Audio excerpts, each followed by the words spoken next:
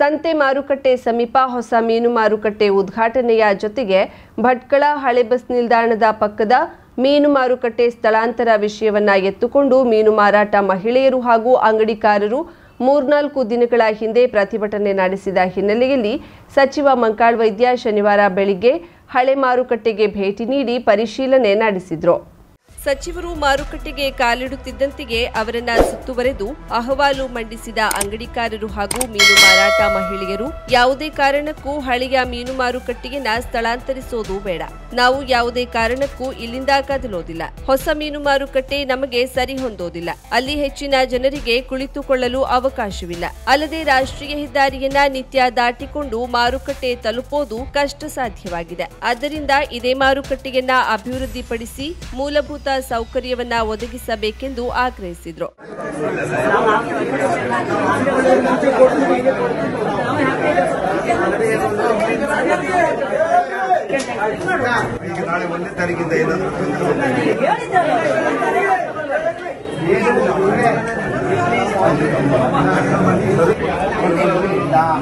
ಯಾರ್ಯಾರು ಎಲ್ಲೆಲ್ಲಿ ಮಾಡ್ತಾರೆ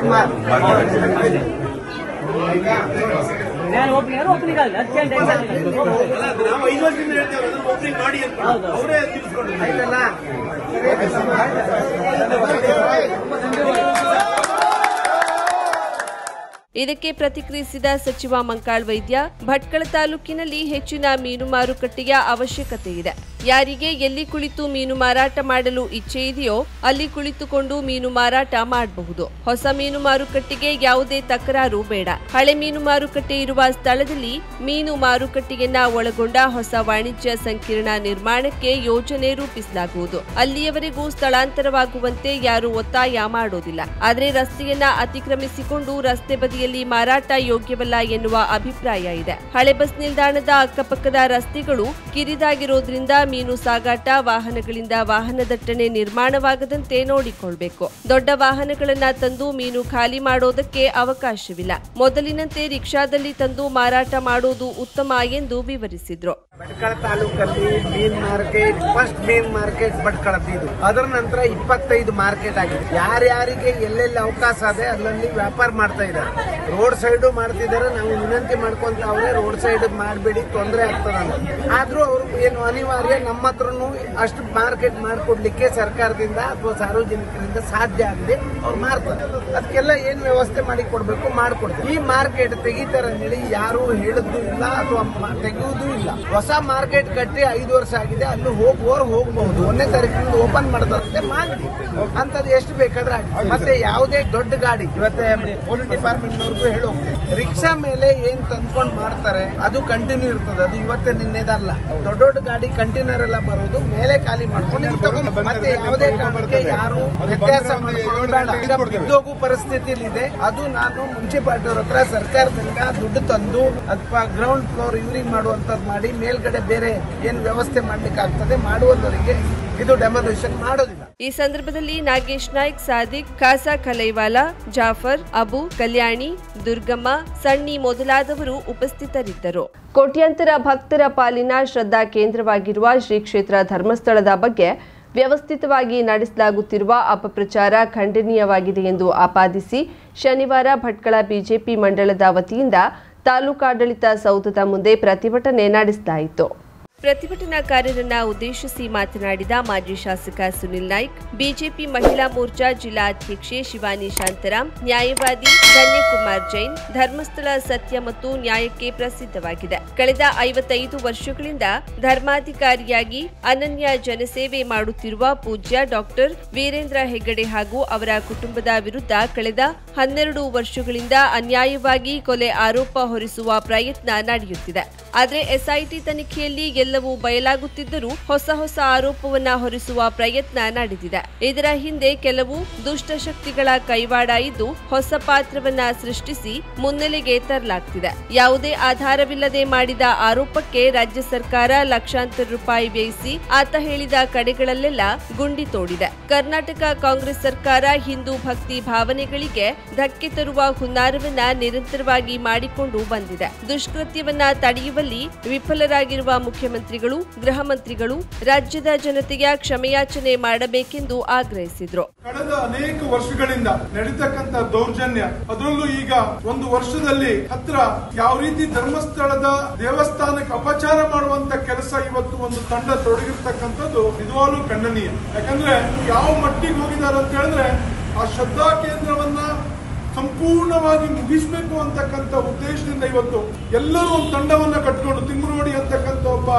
ಹೈವಾನ್ ಅಂತಕ್ಕಂಥ ವ್ಯಕ್ತಿ ಇವತ್ತು ಒಂದು ತಂಡವನ್ನ ಕಟ್ಕೊಂಡು ಕೇರಳದ ದುಡ್ಡು ಇವತ್ತು ಅನೇಕ ಫೈನಾನ್ಸ್ ಇವತ್ತು ಮಾಡ್ತಕ್ಕಂಥ ಕೇರಳ ಸರ್ಕಾರ, ಇಲ್ಲಿ ಡಿಸಿ ಆಗಿರ್ತಕ್ಕಂಥ ಈಗ ಶಾಸಕ ಆಗಿರ್ತಕ್ಕಂಥ ಸಿಂಥಲ್ ಅಂತಕ್ಕಂಥ ವ್ಯಕ್ತಿ, ಸಂಸದ ಆಗಿರ್ತಕ್ಕಂಥ ಸಿಂಥಲ್ ಅಂತಕ್ಕಂಥ ವ್ಯಕ್ತಿ ಅದಕ್ಕೆ ಸಂಪೂರ್ಣ ಮಾನಿಟರ್ ಮಾಡ್ತಕ್ಕಂಥ ದುರಂತ ಅಂತ ಹೇಳಿದ್ರೆ ಬೇರೆ ಬೇರೆ ರಾಜ್ಯಗಳಿಂದ ವ್ಯಕ್ತಿ ಇವತ್ತು ಧರ್ಮಸ್ಥಳಕ್ಕೆ ಕರಿನೆರಳನ್ನ ಹಾಕುವಂತ ಕೆಲಸ ಇವತ್ತು ಮಾಡ್ತಕ್ಕಂಥದ್ದು ದುರ್ದೈವ ಅಂತಕ್ಕಂಥ ಮಾತನ್ನ ಈ ಸಂದರ್ಭಕ್ಕೆ ಹೇಳಲಿಕ್ಕೆ ಬಯಸ್ತೇನೆ. ಯಾಕಂದ್ರೆ ಇವತ್ತು ಸರ್ಕಾರ SITಗೆ ಅದನ್ನ ಹಸ್ತಾಂತರ ಮಾಡಿ ಇವತ್ತು ಯಾವ ರೀತಿ ತನಿಖೆ ಮಾಡ್ತಾ ಇದೆ ಅಂತ ಹೇಳಿದ್ರೆ 13 ಗುಂಡಿಯನ್ನ ಇವತ್ತು ತೋರಿಸುವಂತ ಕೆಲಸ ಆಯ್ತು. ಇವತ್ತು 12 ಗುಂಡಿ ಆದ್ಕೂಡಲೇ ಮುಂದೆ 13ನೇ ತೆಗಿಬೇಕಿತ್ತು, 13ಅನ್ನ ಬಿಟ್ಟು ಮತ್ತೆ 25 ಗುಂಡಿಯನ್ನು ಹೊಡುವಂತ ಕೆಲಸ ಮಾಡಿ ಗೋಮಟೇಶ್ವರ ಧರ್ಮಸ್ಥಳ ಎಲ್ಲ ಕಡೆ ಗೋಮಟೇಶ್ವರನ ಪಾದದವರೆಗೆ ಇವತ್ತು ಹುಂಡಿಯನ್ನ ತೋಡುವಂತ ಕೆಲಸ ಇವತ್ತು SIT ಮಾಡ್ತು. ಯಾಕೆ 13ನೇ ಗುಂಡಿ ತೆಗಿಲಿಲ್ಲ? ಮತ್ತೆ 20 ಗುಂಡಿ ತೆಗೆದ ಮೇಲೆ ಮತ್ತೆ ಎಲ್ಲೂ ಸಿಗ್ಲಿಲ್ಲ, 13 ಗುಂಡಿಗೆ ಕೈ ಹಾಕುವಂತ ಕೆಲಸ ಇವತ್ತು SIT ಮಾಡ್ತು. ನಾನು SIT ಮೇಲೆ ಧೋರಣೆ ಮಾಡ್ತಾ ಇಲ್ಲ, ಯಾಕಂದ್ರೆ ಇದೊಂದು ನ್ಯಾಯಪರವಾಗಿರ್ತಕ್ಕಂಥ ಕೆಲಸ ಇವತ್ತು SIT ಮಾಡಬೇಕಾಗಿದೆ. ಭಟ್ಕಳ ತಹಶೀಲ್ದಾರ್ ನಾಗೇಂದ್ರ ಕೋಳಶೆಟ್ಟಿ ಮನವಿ ಸ್ವೀಕರಿಸಿದ್ರು. ಬಿಜೆಪಿ ಮಂಡಲಾಧ್ಯಕ್ಷ ಲಕ್ಷ್ಮೀನಾರಾಯಣ್ ಮನವಿ ಪತ್ರವನ್ನ ಓದಿ ಹೇಳಿದ್ರು. ಪಶ್ಚಿಮ ಘಟ್ಟ ಸಂರಕ್ಷಣೆ ಕಾರ್ಯಪಡೆಯ ಮಾಜಿ ಅಧ್ಯಕ್ಷ ಗೋವಿಂದ್ ನಾಯ್ಕ್, ಬಿಜೆಪಿ ರಾಜ್ಯ ಹಿಂದುಳಿದ ವರ್ಗದ ಉಪಾಧ್ಯಕ್ಷ ಈಶ್ವರ್ ನಾಯ್ಕ್, ಶ್ರೀನಿವಾಸ್ ನಾಯ್ಕ್, ಶ್ರೀಧರ್ ನಾಯ್ಕ್, ಗಣಪತಿ ಬೈರುಮನೆ, ಹನುಮಂತ ನಾಯ್ಕ್, ಮೋಹನ್ ನಾಯ್ಕ್, ಕುಮಾರ್ ಹೆಬಳೆ, ರಾಮಕೃಷ್ಣ ನಾಯ್ಕ್, ಮಂಜಪ್ಪ ನಾಯ್ಕ್, ಗೋವಿಂದ್ ಖಾರ್ವಿ, ರಾಮಚಂದ್ರ ನಾಯ್ಕ್, ದಾಸ ನಾಯ್ಕ್, ವೆಂಕಟೇಶ್ ಶೆಟ್ಟಿ, ಉಮೇಶ್ ನಾಯ್ಕ್, ನಾರಾಯಣ್ ಭಟ್, ಸುನಿಲ್ ಕಾಮತ್ ಮೊದಲಾದವರು ಉಪಸ್ಥಿತರಿದ್ದರು. ರಾಜ್ಯದಲ್ಲಿ ಜಾತಿ ವ್ಯವಸ್ಥೆ ಇದ್ದು ಅನೇಕ ದುರ್ಬಲ ವರ್ಗದವರು ಜಾತಿ ತಾರತಮ್ಯವನ್ನ ಅನುಭವಿಸುತ್ತಿದ್ದಾರೆ. ಇಂತಹ ಪ್ರಕರಣಗಳನ್ನು ಗಂಭೀರವಾಗಿ ಪರಿಗಣಿಸಿ ದೌರ್ಜನ್ಯಗಳನ್ನು ತಡೆಗಟ್ಟಬೇಕೆಂದು ಮುಖ್ಯಮಂತ್ರಿ ಸಿದ್ದರಾಮಯ್ಯ ತಿಳಿಸಿದರು.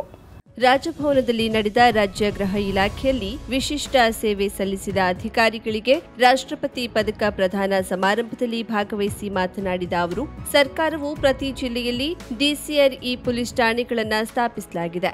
ನಾನು ಇತ್ತೀಚೆಗೆ ನಡೆಸಿದ ಪರಿಶೀಲನಾ ಸಭೆಯಲ್ಲಿ DCRE ಪೊಲೀಸ್ ಠಾಣೆಗಳ ಕಾರ್ಯ ಮತ್ತು ಪ್ರಗತಿ ತೃಪ್ತಿದಾಯಕವಿಲ್ಲ ಎನ್ನುವುದನ್ನು ಗಮನಿಸಿದ್ದೇನೆ. ಇದನ್ನ ಅಧಿಕಾರಿಗಳು ಗಂಭೀರವಾಗಿ ಪರಿಗಣಿಸಿ ದುರ್ಬಲ ವರ್ಗದವರಿಗೆ ಸುರಕ್ಷತೆ ಒದಗಿಸುವ ಸರ್ಕಾರದ ಉದ್ದೇಶ ಸಫಲವಾಗಬೇಕು. ಇತರೆ ರಾಜ್ಯಗಳಿಗೆ ಹೋಲಿಸಿದ್ರೆ ಪರಿಶಿಷ್ಟ ಜಾತಿ ಹಾಗೂ ಪರಿಶಿಷ್ಟ ಪಂಗಡಗಳ ಮೇಲಿನ ದೌರ್ಜನ್ಯ ಪ್ರಕರಣಗಳ ವಿರುದ್ಧ ಶಿಕ್ಷೆಯ ಪ್ರಮಾಣ ಬಹಳ ಕಡಿಮೆ ಇದೆ. ಈ ಬಗ್ಗೆ ಪೊಲೀಸರು ಗಮನಹರಿಸಬೇಕು ಎಂದರು. ವಿಶಿಷ್ಟ ಸೇವೆ ಸಲ್ಲಿಸಿರುವ ಪೊಲೀಸರಿಗೆ ಕೊಡಮಾಡಲಾದ ಸೇವಾ ಪದಕದ ಹಿಂದೆ ಅವರ ಸೇವಾ ಮನೋಭಾವ, ಪ್ರಾಮಾಣಿಕತೆ ಹಾಗೂ ಪರಿಶ್ರಮವಿರುತ್ತದೆ. ಸಾಮಾಜಿಕ ಕಳಕಳಿಯೊಂದಿಗೆ ಸೇವೆ ಸಲ್ಲಿಸಿದಾಗ ಮಾತ್ರ ಇಂತಹ ಸಾಧನೆ ಸಾಧ್ಯವಾಗುತ್ತದೆ. ಸಮಾಜದಲ್ಲಿ ಕಾನೂನು ಸುವ್ಯವಸ್ಥೆ ಕಾಪಾಡುವ ಜೊತೆಗೆ ಜನರ ಆಸ್ತಿಪಾಸ್ತಿ ಸಂರಕ್ಷಿಸುವುದು ಪೊಲೀಸರ ಜವಾಬ್ದಾರಿ. ದೇಶದಲ್ಲಿ ಶಾಂತಿ ನೆಮ್ಮದಿ ನೆಲೆಸುವಲ್ಲಿ ಪೊಲೀಸರ ಪಾತ್ರ ಅತ್ಯಂತ ಮಹತ್ವವಾದುದು. ಸಮಾಜದಲ್ಲಿ ನಡೆಯುವ ಅಪರಾಧಗಳನ್ನು ತಡೆಗಟ್ಟುವ ಜವಾಬ್ದಾರಿ ಸರ್ಕಾರ ಹಾಗೂ ಪೊಲೀಸರದ್ದಾಗಿದೆ. ಮುಂಜಾಗ್ರತಾ ಕ್ರಮಗಳನ್ನು ಕೈಗೊಂಡ್ರೆ ಬಹಳಷ್ಟು ಅಪರಾಧಗಳನ್ನು ತಡೆಗಟ್ಟಲು ಸಾಧ್ಯವಾಗುತ್ತದೆ ಎಂದರು. ಪೊಲೀಸರಿಗೆ ಸಾಮಾಜಿಕ ಬದ್ಧತೆ ಇದ್ದರೆ ಸಮಾಜದಲ್ಲಿ ಶಾಂತಿ ನೆಲೆಸಲು ಸಾಧ್ಯ.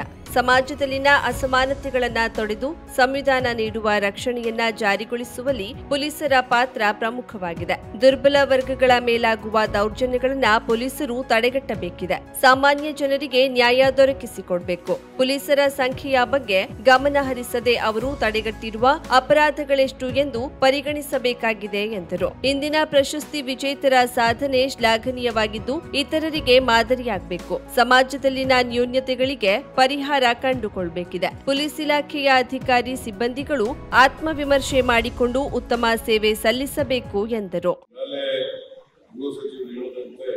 ಸೇವಾ ಪದಕದ ಹಿಂದೆ ನಿಮ್ಮ ಪರಿಶ್ರಮ ಇರ್ತದೆ, ನಿಮ್ಮ ಪ್ರಾಮಾಣಿಕತೆ ಇರ್ತದೆ, ನಿಮ್ಮ ಸೇವಾ ಮನೋಭಾವ ಇರ್ತದೆ, ಸಾಮಾಜಿಕ ಕಳಕಳಿ ಇರ್ತದೆ.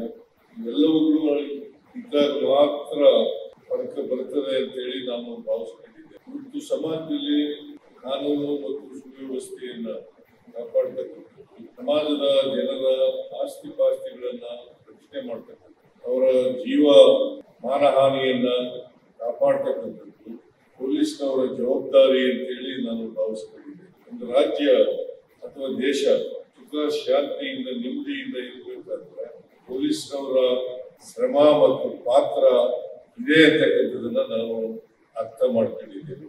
ಇವತ್ತು ಸಮಾಜದಲ್ಲಿ ಅನೇಕ ರೀತಿಯ ಅಪರಾಧಗಳು ನಡೀತವೆ. ಅಪರಾಧಗಳನ್ನ ನಿಲ್ಲಿಸಬೇಕು, ಕಡಿಮೆ ಮಾಡಬೇಕು, ಅಪರಾಧಗಳಿಲ್ಲದೆ ಇರ್ತಕ್ಕಂಥ ರೀತಿಯಲ್ಲಿ ನೋಡ್ತಿರ್ತಕ್ಕಂಥದ್ದು ಸರ್ಕಾರದ ಮತ್ತು ಪೊಲೀಸ್ನವರ ಜವಾಬ್ದಾರಿ ಅಂತಕ್ಕಂಥ ಮಾತುಗಳನ್ನ ಹೇಳಲಿಕ್ಕೆ ಬಯಸ್ತಾ ಇದ್ದೇನೆ. ನಾನು ಈಗಾಗಲೇ ಪ್ರಸ್ತಾಪ ಮಾಡಿದಂತೆ ಅನೇಕ ರೀತಿಯ ಅಪರಾಧಗಳು ನಡೀತವೆ. ಈ ಅಪರಾಧಗಳನ್ನು ತಡೆಗಟ್ಟತಕ್ಕಂಥದ್ದು ಅತ್ಯಂತ ಅವಶ್ಯಕ. ಒಂದು ಅಪರಾಧಗಳು ನಡೆಯೋ ರೀತಿ ನೋಡ್ಕೊಳ್ತಕ್ಕಂಥದ್ದು.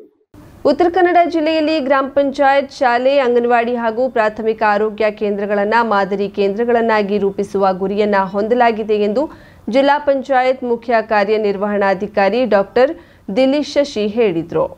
ಶನಿವಾರ ಜಿಲ್ಲಾ ಪಂಚಾಯತ್ನಲ್ಲಿ ನಡೆದ ಪತ್ರಿಕಾಗೋಷ್ಠಿಯಲ್ಲಿ ಮಾತನಾಡಿದ ಅವರು, ಈಗಾಗಲೇ ಸರ್ಕಾರ ರೂಪಿಸಿರುವ ಎಲ್ಲಾ ಮಾರ್ಗಸೂಚಿಗಳನ್ನು ತಪ್ಪದೆ ಪಾಲಿಸಿಕೊಂಡು ಲಭ್ಯವಿರುವ ಸೌಲಭ್ಯಗಳನ್ನು ಪರಿಣಾಮಕಾರಿಯಾಗಿ ಬಳಸಿಕೊಂಡು ಸಾರ್ವಜನಿಕರಿಗೆ ಉತ್ತಮ ಸೇವೆ ಒದಗಿಸುವ ಮೂಲಕ ಮಾದರಿ ಕೇಂದ್ರಗಳನ್ನು ಸ್ಥಾಪಿಸಲಾಗುವುದು ಎಂದು ಹೇಳಿದರು. ಸಿಬ್ಬಂದಿ ಕೊರತೆ ಅಥವಾ ಹೆಚ್ಚಿನ ಸೌಕರ್ಯಗಳ ಅಭಾವ ಅಭಿವೃದ್ಧಿ ಕಾರ್ಯಗಳಿಗೆ ತೊಡಕಾಗಬಾರದು. ಇರುವ ಸೌಲಭ್ಯಗಳನ್ನೇ ಬಳಸಿಕೊಂಡು ಉತ್ತಮ ಸೇವೆ ನೀಡಬೇಕು. ಸಾರ್ವಜನಿಕರ ಸೇವೆಗಾಗಿ ಅಗತ್ಯ ದಾಖಲೆಗಳ ಚೆಕ್ ಲಿಸ್ಟ್ ತಯಾರಿಸಿ ಅದರ ಪ್ರಕಾರ ಕಾರ್ಯನಿರ್ವಹಿಸಬೇಕು. ಕುಂದುಕೊರತೆಗಳಿಗೆ ತಕ್ಷಣ ಸ್ಪಂದಿಸುವ ಗುಣವನ್ನ ರೂಢಿಸಿಕೊಂಡು ಜನಸ್ನೇಹಿಯಾಗಿ ಅಧಿಕಾರಿಗಳು ಕಾರ್ಯನಿರ್ವಹಿಸಬೇಕೆಂದು ಅವರು ಸೂಚಿಸಿದರು. ಹಿಂದಿನ ಅಧಿಕಾರಿಗಳು ರೂಪಿಸಿದ ಯೋಜನೆಗಳನ್ನು ಮುಂದುವರಿಸುವುದರ ಜೊತೆಗೆ ಪ್ರಮುಖ ಇಲಾಖೆಗಳ ಮೂಲಕ ಹೊಸ ಮಾದರಿ ಯೋಜನೆಗಳನ್ನು ಅನುಷ್ಠಾನಗೊಳಿಸುವ ಮೂಲಕ ಜಿಲ್ಲೆಯಲ್ಲಿ ವಿನೂತನ ಅಭಿವೃದ್ಧಿ ಕಾರ್ಯಗಳನ್ನು ಕೈಗೊಳ್ಳುವ ಯೋಜನೆ ಇದ್ದುದಾಗಿ ಹೇಳಿದರು. ಜಿಲ್ಲಾ ಪಂಚಾಯತ್ ವತಿಯಿಂದ ಜಲಜೀವನ್ ಮಿಷನ್, ಸ್ವಚ್ಛ ಭಾರತ್ ಮಿಷನ್, ನರೇಗಾ ಸೇರಿದಂತೆ ವಿವಿಧ ಯೋಜನೆಗಳನ್ನು ಸಮರ್ಪಕವಾಗಿ ಅನುಷ್ಠಾನಗೊಳಿಸಲು ಕ್ರಮ ಕೈಗೊಳ್ಳಲಾಗುವುದು ಎಂದರು. 2 ತಿಂಗಳಲ್ಲಿ ಎಲ್ಲ ಇಲಾಖೆದು ರಿವ್ಯೂ ತಗೊಂಡಿದ್ದೆ. ನಾನು ಅಷ್ಟೊಂದು ಇಲಾಖೆಗಳು ಖರ್ಚು ಮಾಡಿ 40ಕ್ಕಿಂತ ಜಾಸ್ತಿ ಇಲಾಖೆಗಳ ಜೊತೆ ಎಲ್ಲ ರಿವ್ಯೂ ಮಾಡಿದೆ. ನಮ್ಮ ಇಒಎಸ್ ಜೊತೆ 2 ಬಾರಿ ರಿವ್ಯೂ ಮೀಟಿಂಗ್ ಆಗಿದೆ. ನಾನು ಇಮಿಡಿಯೇಟ್ಲಿ ಒಂದು ಮೀಟಿಂಗ್ ತಗೊಂಡಿದ್ದೆ ಅವರಿಗೆ to understand the issue. So ನಾವು ಕೊಟ್ಟಿರೋ ಡೈರೆಕ್ಷನ್ ಮೇಲೆ ಪಾಯಿಂಟ್ಸ್ ಮೇಲೆ ಮತ್ತೊಂದು review 2 days back, 3 days back ಮತ್ತೊಂದು ರಿವ್ಯೂ ಅವ್ರ ಜೊತೆ ಆಗಿದೆ. ಸ್ಟೇಟ್ ಇಂದ ಕೂಡ ಹಲವಾರು ಇಶ್ಯೂಗಳಲ್ಲಿ ರಿವ್ಯೂ ಮೀಟಿಂಗ್ ಆಗೋದು ಫಾಲೋ ಮಾಡಿದ್ರು. ನಮ್ದು ಪ್ರಾಜೆಕ್ಟ್ಸ್ ವಿಕ್ಯಾಂಡ್ ಗೊತ್ತು, ನರೇಗಾ ಇದೆ, ಎನ್ಆರ್ಎಲ್ಎಂ ಇದೆ, ಸ್ವಚ್ಛ ಭಾರತ್ ಮಿಷನ್ ಇದೆ, ರೂರಲ್ ವಾಟರ್ ಸ್ಕೀಮ್ ಪ್ರಾಜೆಕ್ಟ್ ಅದು ಕೂಡ 2 ಬಾರಿ ರಿವ್ಯೂ ತಗೊಂಡಿದೆ. ಅಲ್ಲೆಲ್ಲ ತಾಲೂಕು 1 ಬಾರಿ 12 ತಾಲೂಕುಗಳು ವಿಸಿಟ್ ಮಾಡಿದ್ರು. ಅದರಲ್ಲಿ ಫೋಕಸ್ ಆಂಧ್ರಪ್ರದೇಶಕ್ಕೋಸ್ಕರ ನಮ್ಮ ವರ್ಕ್ಗಳಿಗೋಸ್ಕರ ಇತ್ತು. ಗವರ್ಮೆಂಟ್ ಡೈರೆಕ್ಷನ್ ಪ್ರಕಾರ ಅದು ಕೂಡ ಆಗಿದೆ. ನಮ್ಮ ಅಧಿಕಾರಿಗಳ ಜೊತೆ, ನಮ್ಮ ಶಾಸಕರು, ಮಿನಿಸ್ಟರ್ ಸಾಹೇಬರ ಜೊತೆ ಎಲ್ಲ ಇಶ್ಯೂಸ್ ಬಗ್ಗೆ ಅವರೆಲ್ಲ ಅವರದು ಡೈರೆಕ್ಷನ್ಸ್, ಅವರದು ವಿಷನ್, ಅವರದು ಐಡಿಯಾಸ್ ಕೊಟ್ಟಿದ್ದಾರೆ. ಅವರು ಕೂಡ ಬಹಳ ಸಪೋರ್ಟ್ ಮಾಡ್ತಾ ಇದ್ದಾರೆ. ನಮ್ಮ ಅಧಿಕಾರಿಗಳಿಂದ ಕೂಡ ಡಿಸಿ ಮೇಡಮ್ ಇಂದ, ಪೊಲೀಸ್ ಅವರಿಂದ ಉಳಿದ ಅಧಿಕಾರಿಗಳಿಂದ ಕೂಡ ಡೈರೆಕ್ಷನ್ಸ್ ಅವರದು ಕೂಡ ಐಡಿಯಾಸ್ ಶೇರ್ ಮಾಡಿದ್ದಾರೆ. ಅವರು ಸೊ ಇಟ್ಕೊಂಡು ಅಂಡರ್ಸ್ಟುಡ್ ದಟ್ ಯಾವ ತರ ಹೋಗ್ಬೇಕು. ಈ ಡಿಸ್ಟ್ರಿಕ್ಟ್ ಕೂಡ ನನಗೇನು ಹೊಸ ಡಿಸ್ಟ್ರಿಕ್ಟ್ ತರ ಅಲ್ಲ. ಇಲ್ಲಿ ಪ್ರೊಬೇಷನ್ ಇತ್ತು, ನಾನು 1 ವರ್ಷ ಕೆಲಸ ಮಾಡಿದೆ. ಇಲ್ಲಿ ಏನೇನು ಸಮಸ್ಯೆಗಳಿದೆ, ಟರೈನ್ ಎಲ್ಲ ನನಗೆ ಪರಿಚಯ ಇದೆ. ಸೊ ಅದ್ರ ಎಕ್ಸ್ಪೀರಿಯನ್ಸ್ ಇಟ್ಕೊಂಡು ಈಗ 2 ತಿಂಗಳಲ್ಲಿ ಕೊಟ್ಟಿರುವ ಐಡಿಯಾ ತಗೊಂಡು ಹೇಗೆ ಮುಂದೆ ಹೋಗ್ಬೇಕು ಒಂದು ಪ್ಲಾನ್ ಅನ್ನು ಕೂಡ ನಾವು ರೆಡಿ ಮಾಡ್ತಾ ಇದ್ದೀವಿ. ನಮ್ಮ ಕೆಲವು ಸಮಸ್ಯೆಗಳಿದೆ, ನಿಮ್ಗೆ ಗೊತ್ತು. ಒಂದು ದೊಡ್ಡ ಡಿಸ್ಟ್ರಿಕ್ಟ್ ಇದೆ, 12 ತಾಲೂಕುಗಳು, ಕೋಸ್ಟಲ್ ಏರಿಯಾ 12 ತಾಲೂಕು, 5 ಇಲ್ಲಿ ಕಡೆ, 7 ಮೇಲ್ಗಡೆ. ಅದರಲ್ಲಿ ಕೂಡ ಜಾಸ್ತಿ ಒಂದು ಕಡೆ ಹೋಗ್ಬೇಕಂದ್ರೆ ಫುಲ್ ಡೇ ಟ್ರಾವೆಲ್ ಮಾಡಬೇಕು, ಹೋಗಿ ಬರಬೇಕಂದ್ರೆ. ಕೆಲವು ಕಡೆ ಕನೆಕ್ಷನ್ ಸಮಸ್ಯೆಗಳು, ನೆಟ್ವರ್ಕ್ ಸಮಸ್ಯೆಗಳು, ದೀಸ್ ಇಶ್ಯೂಸ್ ಆಗಿದೆ. ಅದೆಲ್ಲ ಇಟ್ಕೊಂಡು ನಮ್ದು ಸ್ಟಾಫ್ ಸಮಸ್ಯೆಗಳಿದೆ. ಎಲ್ಲ ಕಡೆ ನಮ್ದು ಸ್ಟಾಫ್ ಟೋಟಲ್ ಮೇಜರ್ ಕನ್ಸರ್ನ್ ಇದೆ. ಎಲ್ಲ ಇಲಾಖೆಗಳಲ್ಲಿ ನಾವು ರಿವ್ಯೂ ಮಾಡುವಾಗ ನಮ್ಮ ಆಫೀಸರ್ ಇರಬಹುದು, ಬಟ್ ಅದೆಲ್ಲ ಇಟ್ಕೊಂಡು ನಮ್ಮ ಆಫೀಸರ್ಸ್, ನಮ್ಮ ಸ್ಟಾಫ್ ಚೆನ್ನಾಗಿ ಕೆಲಸ ಮಾಡ್ತಾ ಇದ್ದಾರೆ. ಅದು ಯಾವ ಇಲಾಖೆ ಎಜುಕೇಶನ್ ಇರಬಹುದು, ಹೆಲ್ತ್ ಇರಬಹುದು, ಅದೆಲ್ಲ ಇಟ್ಕೊಂಡು ನಮ್ಮ ಸ್ಟೇಟ್ ಅಲ್ಲಿ ಒಳ್ಳೆಯ ಪೊಸಿಷನ್ ಯಾವಾಗಲೂ ಮೇಂಟೈನ್ ಮಾಡ್ತಾ ಇದ್ದಾರೆ. It's A very amazing fact. Because ಇಷ್ಟು ಕಡಿಮೆ ಸ್ಟಾಫ್ ಅಲ್ಲಿ they are delivering much better. So ಅದು ಒಂದು ನಮ್ಮ ಒಂದು ಹೆಮ್ಮೆ ವಿಷಯ. ಸೊ ಅದೇ ತರ ನಾವು ಹೇಗೆ ನಮ್ದು ಸಿಸ್ಟಮ್ ಹೇಗೆ ಮತ್ತೆ ಇಂಪ್ರೂವ್ ಮಾಡಬಹುದು. ಅದು ನಮ್ದು regular revenue, RDPR, panchayat Raj ಇಲಾಖೆ ಸಮಸ್ಯೆಗಳಿರಬಹುದು, ನಮ್ಮ ರೆಗ್ಯುಲರ್ ವರ್ಕ್ಸ್ ಇರಬಹುದು. ಅದೇ ತರ ಉಳಿದ ಇಲಾಖೆಗಳು ವೆಲ್ಫೇರ್ ಸ್ಕೀಮ್ಸ್, ಅದರ್ ಪ್ರೋಗ್ರಾಮ್ಸ್ ಅನ್ನು ನೋಡ್ತಾ ಇದ್ದೀವಿ. ಹೆಲ್ತ್, ಎಜುಕೇಶನ್, ಮಹಿಳಾ ಮತ್ತು ಮಕ್ಕಳ ಕಲ್ಯಾಣ ಇಲಾಖೆ. ಸೊ ಈಗ ನಾವು ಏನ್ ಪ್ಲಾನ್ ಮಾಡ್ತೀವಿ ಅಂದ್ರೆ ನಮ್ದು ರೆಗ್ಯುಲರ್ ಪ್ರಾಜೆಕ್ಟ್ಸ್ ನಾವು ಯಾವಾಗಲೂ ಮೇಂಟೈನ್ ಮಾಡ್ತಾ ಇದ್ದೀವಿ, ವರ್ಕ್ ಮಾಡ್ತಾ ಇದ್ದೀವಿ. ಎಕ್ಸೆಪ್ಷನಲ್ ಆಗಿ ಏನ್ ಮಾಡಬಹುದು. ಈ ಸಂದರ್ಭದಲ್ಲಿ ಜಿಲ್ಲಾ ಪಂಚಾಯತ್ ಉಪ ಕಾರ್ಯದರ್ಶಿ ಅಲ್ಲಾ ಬಕ್ಷ್, ಪ್ರಕಾಶ್ ಹಾಲಮನವರ್, ಮುಖ್ಯ ಯೋಜನಾಧಿಕಾರಿ ಸೋಮಶೇಖರ್ ಮೇಸ್ತಾ, ಮುಖ್ಯ ಲೆಕ್ಕಾಧಿಕಾರಿ ಆನಂದ್ ಸಾಹಬೀಬ್, ಯೋಜನಾ ನಿರ್ದೇಶಕ ಕರೀಂ ಅಸದಿ ಮತ್ತಿತರರು ಉಪಸ್ಥಿತರಿದ್ದರು. 50,000ಕ್ಕೂ ಅಧಿಕ ಸಬ್ಸ್ಕ್ರೈಬರ್ಸ್, 1.68 ಕೋಟಿಗೂ ಮೀರಿದ ವ್ಯೂಸ್. ಸುದ್ದಿಯೊಂದು 10 ಲಕ್ಷಕ್ಕೂ ಹೆಚ್ಚು ವ್ಯೂಸ್ ಕಂಡ ಹೆಗ್ಗಳಿಕೆ. ವಸ್ತುನಿಷ್ಠ ಮತ್ತು ಖಾತ್ರಿಯಾದ ವರದಿಗಾರಿಕೆ. ಉತ್ತರ ಕನ್ನಡದ ಅತಿ ಹೆಚ್ಚು ಸಬ್ಸ್ಕ್ರೈಬರ್ ಹೊಂದಿರುವ ಯೂಟ್ಯೂಬ್ ಚಾನೆಲ್ ಕರಾವಳಿ ಮುಂಜಾವು ಡಿಜಿಟಲ್ ವೀಕ್ಷಕರಿಗೆ ಧನ್ಯವಾದ. ಇನ್ಮುಂದೆ ಸುದ್ದಿಯಲ್ಲ ಮತ್ತಷ್ಟು ಸೊಗಸು. ನಿಮ್ಮಲ್ಲಿಯ ಸಭೆ ಸಮಾರಂಭ, ಅಂಗಡಿ, ವ್ಯಾಪಾರ ಮಳಿಗೆಯ ಸಹಕಾರಿ ಸಂಸ್ಥೆಯ ಶುಭಾರಂಭದ ಕಾರ್ಯಕ್ರಮಗಳ ವಿಸ್ತೃತ ವಿಡಿಯೋ ಸುದ್ದಿ. ಸಂಪರ್ಕಿಸಿ ನಮ್ಮ ಕರಾವಳಿ ಮುಂಜಾವು ಡಿಜಿಟಲ್ ಪ್ರತಿನಿಧಿಗಳನ್ನ.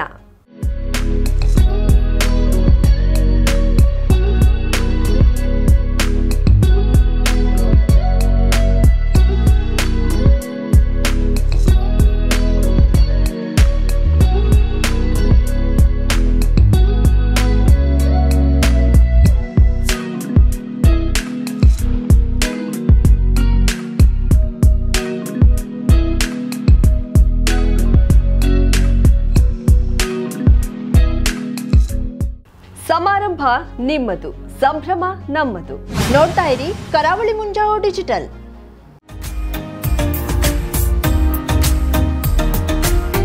ಮಿಲನ್ ಎಂಟರ್ಪ್ರೈಸಸ್ ಬೃಹತ್ ಎಲೆಕ್ಟ್ರಾನಿಕ್ ಹಾಗೂ ಫರ್ನಿಚರ್ ಮಳಿಗೆ. ಉತ್ತರ ಕನ್ನಡ ಜಿಲ್ಲೆಯಲ್ಲೇ ಅತಿ ಹೆಚ್ಚು ಮಳಿಗೆಗಳನ್ನ ಹೊಂದಿರುವ, ಅತಿ ಹೆಚ್ಚು ಸಂತೃಪ್ತ ಗ್ರಾಹಕರನ್ನ ಹೊಂದಿರುವ ಮೂಲಕ ಹೆಗ್ಗಳಿಕೆಗೆ ಪಾತ್ರವಾಗಿರುವ ಏಕೈಕ ಸಂಸ್ಥೆ ಮಿಲನ್ ಎಂಟರ್ಪ್ರೈಸಸ್. ನಮ್ಮ ಮಳಿಗೆಗಳಲ್ಲಿ ಪ್ರಸಿದ್ಧ ಕಂಪನಿಗಳ electronic refrigerator, washing machine, LED TV, ಎಸಿಗಳು ಲಭ್ಯ. ಭಾರತದ ಕರಾವಳಿ ಹವಾಮಾನಕ್ಕೆ ಹೊಂದಿಕೊಳ್ಳುವ ನಂಬರ್ 1 ಬ್ರ್ಯಾಂಡ್ ಆದ ಗೋದ್ರೇಜ್ ಕಂಪನಿಯ ಕಪಾಟು, ಆಫೀಸ್ ಟೇಬಲ್, ಆಫೀಸ್ ಚೇರ್, ಬ್ಯಾಂಕ್ಗಳಿಗೆ ಹಾಗೂ ಚಿನ್ನದ ಅಂಗಡಿಗಳಿಗೆ ಬೇಕಾಗುವ ಸೇಫ್ ಲಾಕರ್ಗಳು ಅತಿ ಕಡಿಮೆ ಬೆಲೆಯಲ್ಲಿ ಲಭ್ಯವಿದೆ. Teak wood sofa set, wooden dining table ಹಾಗೂ ಗ್ರಾಹಕರಿಗೆ ಬೇಕಾಗುವ ಅಳತೆಯಲ್ಲಿ ನಿಮ್ಮ ಮನೆಗೆ ಹೊಂದಿಕೊಳ್ಳುವ ಹಾಗೆ ಫರ್ನಿಚರ್ ಗಳನ್ನ ಮಾಡಿಕೊಡಲಾಗುವುದು. ಕಸ್ಟಮೈಸ್ಡ್ ಕಿಚನ್, ವಾರ್ಡ್ರೋಬ್ ಗಳನ್ನ ಅತಿ ಹೆಚ್ಚು ವರ್ಷಗಳ ಕಾಲ ಬಾಳಿಕೆ ಬರುವ ಹಾಗೆ ವಾರಂಟಿಯೊಂದಿಗೆ ಮಾಡಿಕೊಡಲಾಗುವುದು. ನಮ್ಮಲ್ಲಿ ಡ್ಯೂರಾಫ್ಲೆಕ್ಸ್, ಗೋದ್ರೇಜ್ ಕಂಪನಿಯ memory foam mattress, orthopaedic mattress, spring ಮ್ಯಾಟ್ರೆಸ್ಗಳು ಕಡಿಮೆ ಬೆಲೆಯಲ್ಲಿ ಲಭ್ಯ. ವಿವಿಧ ಕಂಪನಿಗಳ ನವೀನ ಮಾದರಿಯ ಮಿಕ್ಸರ್, ಗ್ರೈಂಡರ್, ಫ್ಯಾನ್, ಕುಕ್ಕರ್, ತವಾ, ಫ್ಲಾಸ್ಕ್, ಮೈಕ್ರೋ ಓವೆನ್ಗಳು ಲಭ್ಯವಿದೆ. 0% ಬಡ್ಡಿಯೊಂದಿಗೆ ಸ್ಥಳದಲ್ಲಿಯೇ ಬಜಾಜ್ ಫೈನಾನ್ಸ್ ನಿಂದ ಸಾಲ ಸೌಲಭ್ಯವಿದೆ. ಮಿಲನ್ ಎಂಟರ್ಪ್ರೈಸಸ್ ನಲ್ಲಿ ಖರೀದಿ ಮಾಡುವ ಗ್ರಾಹಕರಿಗೆ ಡಿಸ್ಕೌಂಟ್ ಮತ್ತು ಗಿಫ್ಟ್ ಜೊತೆಗೆ ಪ್ರತಿ 2,000 ರೂಪಾಯಿಗಳ ಖರೀದಿಗೆ ಒಂದು ಬಂಪರ್ ಲಕ್ಕಿ ಡ್ರಾ ಕೂಪನ್ ನೀಡಲಾಗುವುದು. ಈ ಲಕ್ಕಿ ಡ್ರಾನಲ್ಲಿ 7 ಲಕ್ಷದವರೆಗೆ ಬಹುಮಾನ ಗೆಲ್ಲುವ ಅವಕಾಶ ನಿಮ್ಮದಾಗಿರುತ್ತದೆ. ಲಕ್ಕಿ ಡ್ರಾದಲ್ಲಿ 1 ಕಾರ್, 2 ಬೈಕ್ ಮತ್ತು ರೆಫ್ರಿಜರೇಟರ್, ವಾಷಿಂಗ್ ಮಷೀನ್ ಸೇರಿದಂತೆ 30 ಲಕ್ಕಿ ಗ್ರಾಹಕರಿಗೆ ಬಹುಮಾನ ಗೆಲ್ಲುವ ಅವಕಾಶ. ಗ್ರಾಹಕರ ಸಂತೃಪ್ತಿಗೆ ನಮ್ಮ ಮೊದಲ ಆದ್ಯತೆ ಎನ್ನುವುದು ಮಿಲನ್ ಎಂಟರ್ಪ್ರೈಸಸ್ನ ವಾಕ್ಯ. ಉತ್ತರ ಕನ್ನಡ ಜಿಲ್ಲೆಯ ನಮ್ಮ ಶೋರೂಮ್ಗಳಾದ old Mahalakshmi super market, Mulla stop ಹತ್ತಿರ, ಕಾಜುಬಾಗ್, ಕಾರವಾರ, ಅಗ್ರಿಕಲ್ಚರ್ ಆಫೀಸ್ ಎದುರುಗಡೆ, ಮಾಸ್ತಿಕಟ್ಟೆ ರೋಡ್, ಹೊನ್ನಾವರ, ಸೀಮಾ ಕಾಂಪ್ಲೆಕ್ಸ್ ಹತ್ತಿರ, Moni Basti main road, Bhatkal, Indian bank ಎದುರು, CP Bazar road, Sirsi, JS building, JN road, Dandeli, KS building, Motikeri road, Haliyal. ಇಲ್ಲಿಗೆ ತಪ್ಪದೇ ಭೇಟಿ ನೀಡಿ ಸಂತೃಪ್ತರಾಗಿ.